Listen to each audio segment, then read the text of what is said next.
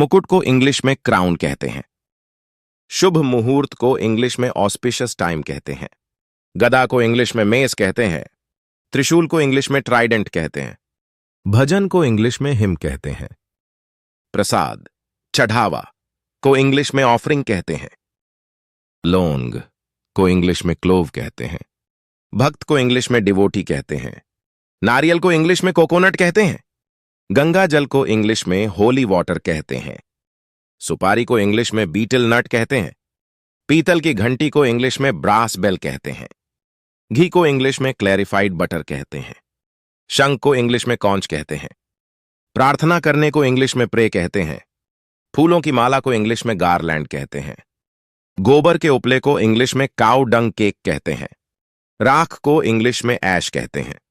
जनेऊ, पवित्र धागा को इंग्लिश में सैक्रेड थ्रेड कहते हैं।